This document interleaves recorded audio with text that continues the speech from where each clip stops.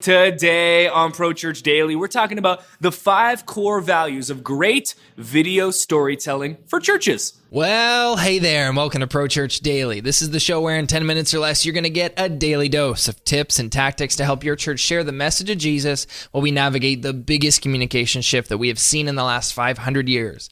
I'm your host, Alex Mills. I'm joined as always by the boss man, it's Brady Shearer. And today we're talking about the 5 core values of video storytelling for churches. When you're putting together a video story for your church, that testimony video, the one that's going to share the story of someone in your church through the medium of video, we like to have these 5 core values to kind of drive the process. There are so many different directions you can take the video, so many different things that you can do. And what we like to do is have these 5 core values to give us that compass, give us that straight and narrow line and reasoning for what we're doing. Because especially with these types of videos that tend to require many people, that tend to be more expensive and more timely, there's a lot of different opinions. There's a lot of different thoughts. How should we present this video? What kind of camera should we use? Who's going to shoot it? When are we going to edit it? When do we want to present it? How are we going to tell the story? Was that too much? Was that not enough?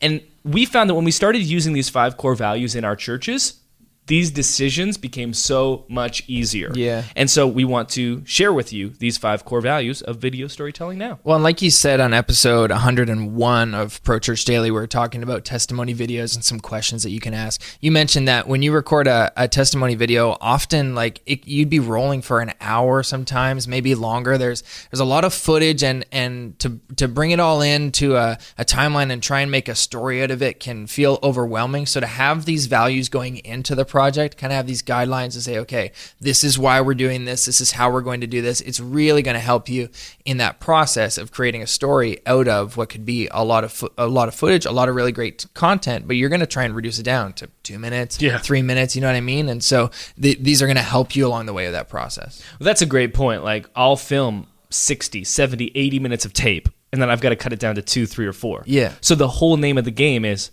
remove, eliminate, eliminate. And if you don't have guidelines for how you're making those decisions, you're going to end up cutting, 95, 98% of your content, and then you might not have anything left that's actually cohesive. It could just be this random string of 1 to 2 sentences. Yeah. So you got to have actual reasons for making your decisions, and these 5 core values should help with that. Awesome. Core value number 1, show, don't tell.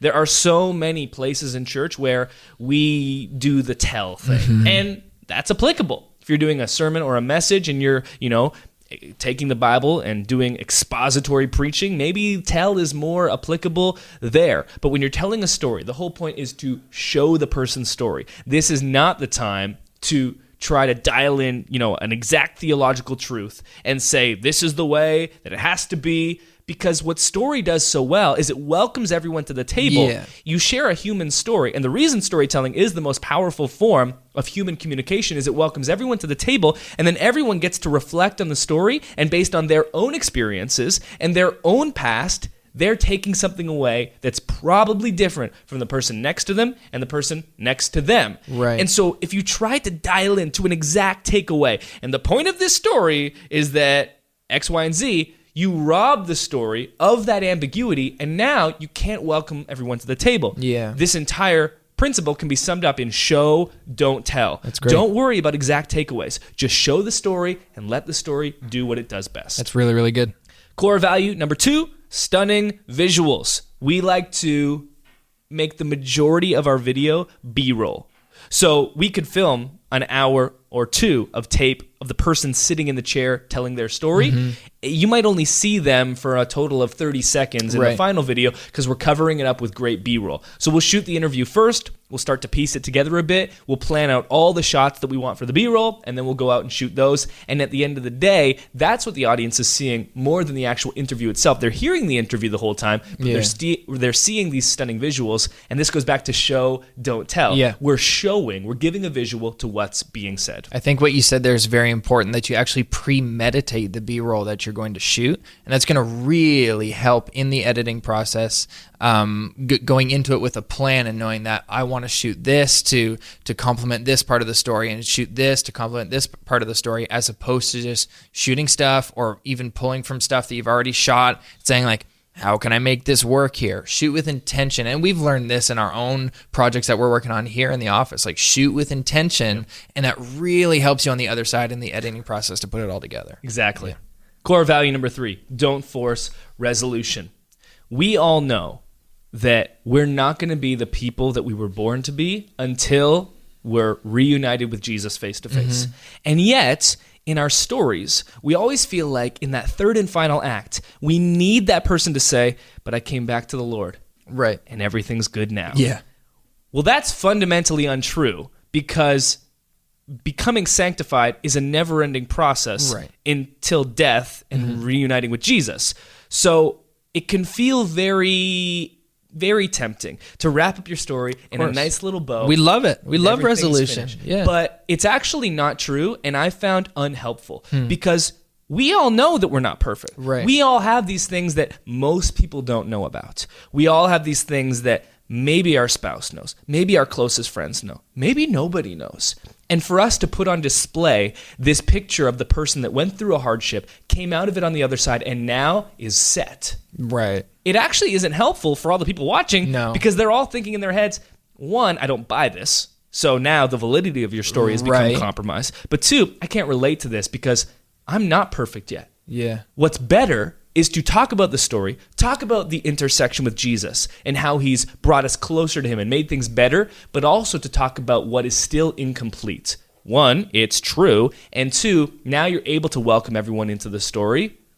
Storytelling in your video story is just not the place for resolution because it's inaccurate. Well, and especially if you're doing a testimony video, imagine your congregation watching this video on a Sunday morning. You're highlighting the story of somebody's life, where they were and now where they are, and what the journey was like to get there. And if you do kind of try to manufacture a resolution and end your story with, well, now everything's good, you're kind of giving this false assurance to your congregation, the people who are in process, saying, if you do this, this, and this, you're going to arrive and then everything's going to be good. Well, they're going to go ahead and do this, this, and this, and they're going to arrive and realize, well, everything's not good. And so, like you said, it's kind of disingenuous. It's not even true.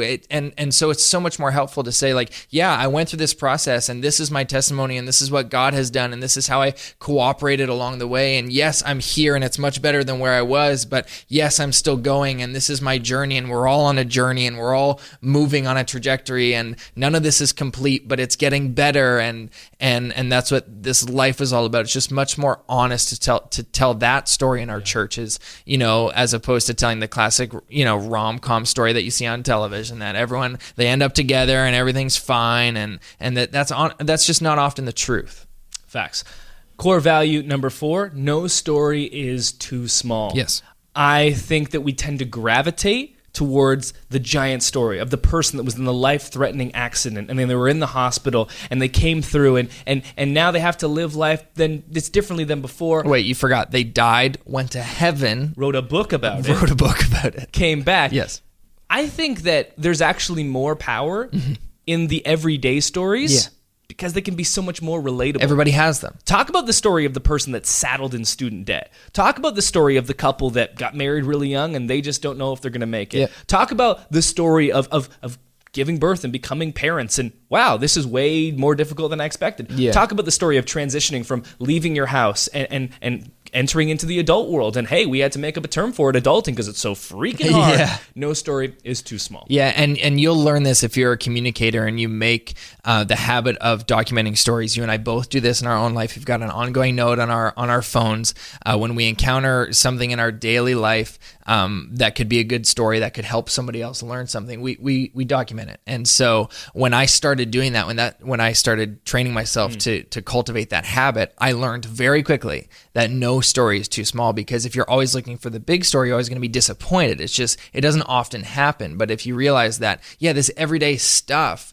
there's a learning opportunity here. This is something that everyone can identify with. Everybody went through this today. Yeah. And so it's not, I didn't die and go to heaven, but I did go to the grocery store and this was what happened there, and you can identify with that. So it's not too small to share. Finally, core value number 5 is the responsibility always falls on the storyteller. If the video didn't work out the way that I hoped it was going to, it's not because the interviewee was boring. It's not because their story didn't have any value or was not exciting enough, it's because I didn't ask the right questions. It's because I wasn't able to mine the story deep enough to find the parts that were so relatable, to find the deepest bruise, to find the depths of despair so that we could come back to the heights of redemption. Yeah. I am the problem. Take personal responsibility for the art. And that's what we talk about in Pro Church Daily, episode number 101, 9 questions that you can ask so that you never leave and go, well, that story was boring. No, it wasn't.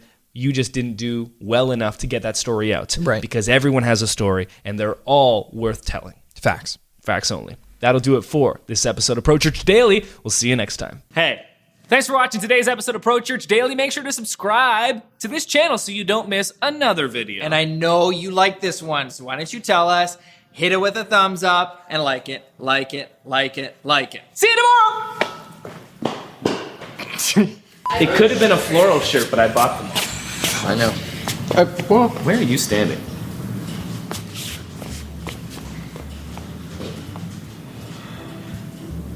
Is it dark AF in here? Maybe should we move up? This is more like where I was standing.